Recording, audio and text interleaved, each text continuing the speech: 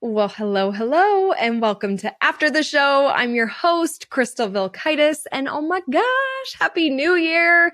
I hope you had a wildly successful December, a great holiday, and a great time ringing in the new year. I hope it was better than mine. I was very sick. I basically did nothing, and I was not planning for that, but I am finally feeling a little bit better, and I'm excited to talk to you today about Sarah's episode, The Subscription Box Queen. If you have not listened to that episode, you need to go back and listen to it. And even if you're like, I don't want to add a subscription box to my business, so I'm not going to listen to that episode, you should.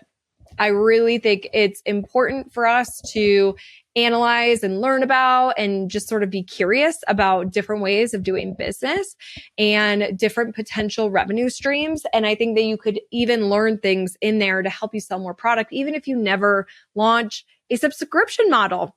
Sarah is a retailer, a very successful retailer, and she talks about how she built her retail business. So there's a lot you can learn from it. But I love the idea of doing a subscription box model. I think that it could add significant money to your bottom line for a lot of my listeners. So I would love to know, what did you think? Are you exploring doing a subscription box?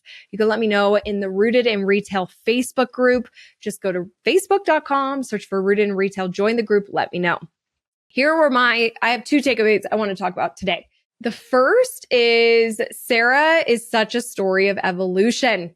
So she started off, doing these paintings for somebody else. And then she started doing her own paintings. And then she went to a festival and that took off. And then she started doing more. And then she started a retail store. And then she started a subscription model. And then she has 3,000 subscribers. Like, she didn't just wake up one day and say, I'm going to do a subscription company and I'm going to have 3,000 subscribers. Like, sometimes it's so hard to know and see where we're going. It's almost impossible to really know exactly where we're headed. You just have to get into action. You have to take the first step, then the next step, then the next step. And I've talked about this on the show, where we can find better answers or the things that we might be looking for through doing. Like, we sometimes just sit back and almost want it to just find us. And that's the easy thing, but that never happens. So it's not even really easy because it just doesn't happen. So if we're trying to really build our business, then you've got to try different things. You've got to try the live streaming. You've got to maybe try advertising. You've got to try to really a great experience in your store. There's so many things that you could be doing to build your business. But we've got to just pick one thing and we got to try, and you do the next thing and you do the next thing. And what I heard through this is Sarah was just so open. She would just say, yes, she did it. She learned, next opportunity, just very open and allowing for things to come to her to find that next business model that is so incredibly successful for her, to where now she even teaches people how to do it, which is another revenue stream. And, money is great, but you could tell how much she loves teaching. Like, she's so proud of her students.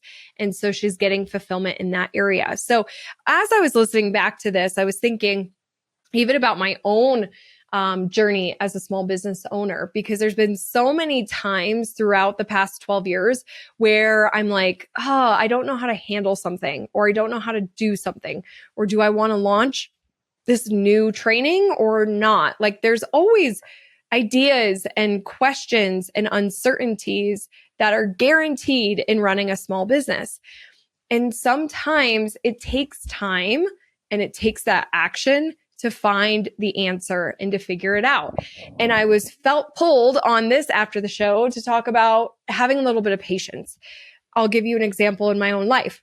For the past couple of years, I've just been really wanting to change my content, like not necessarily change it, but add to it. I wanted to talk about something other than social media. I've been talking about social media for 15 years and, I know it, it's easy for me. And I really wanted to do something different, mix it up and help retailers in other ways, because there's so many aspects to running a store, not just social media. But I just didn't really know like which way I wanted to go and what to do. And I really felt myself being called to wait. You're not supposed to know it yet. Just wait. And so I would wait. So wait, maybe I need some time. the thing that happened to me is it was like a couple months went by and I still didn't feel like I had it. And I still didn't feel like I had it. And I still didn't feel like I had it. And over a year went by. And what I realized, because then all of a sudden, towards the end of last year, everything then fell into place. I read the book Unreasonable Hospitality by Will Guidara. I was like, oh my gosh, I love this book. So many of my guests on the show have recommended it. So I was like, I got to read it. I love it. I connected with it. It like made me so excited about experience and taking care of our customers. I was a server at Chili's for 4 years. I loved that job. I loved taking care of my guests. Like they were so much more than just a table for me and tips. Like it was an experience. And so I actually always think if everything went wrong and bad and I had to start all over again, the worst that could happen is I'd have to be a server. And I love that job. So, hey, that's fine. So I really connected with the book. And then I reached out to Will's team to see if he would speak at Evolve. And he is $75,000. When I reached out, he might even be more now. So I tried to negotiate. I just couldn't get him to speak to Evolve. So I was like really bummed about that because I wanted that content at Evolve. I'm like, yes, I love this content. This is game changing. This will build resilient retailers. I'm so confident in it. I love it. And so I waited and I waited. And then about 2 months later, Will with Donald Miller, who, if you know me and if you were at Evolve in 2024, Donald Miller was my keynote. And I love Don. I call him my business crush. They joined forces, Will and Dawn, and created a training course called Unreasonable Hospitality.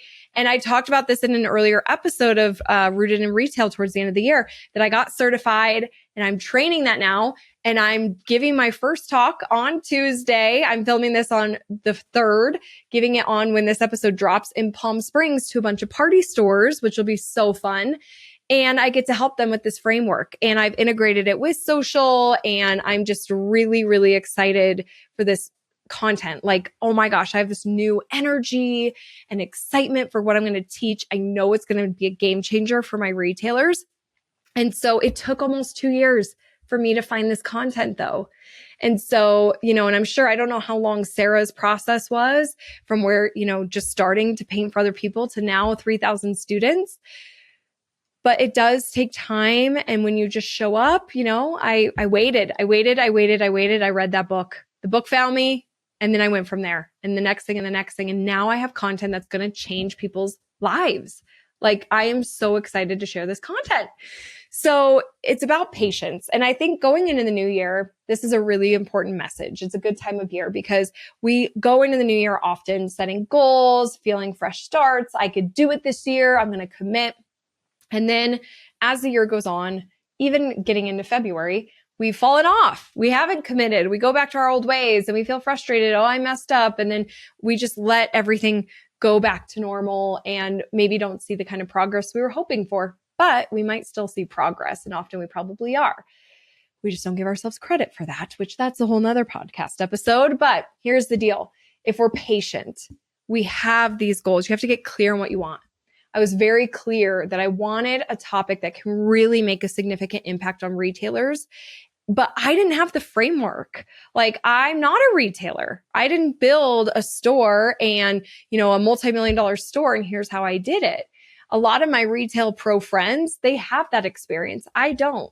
So I didn't have that framework. And so I didn't know what to do when I was stuck. And then it did find me, but I was clear on what I wanted. And I said yes, and I was exploring options and I was researching, I was in action, but I had to be patient.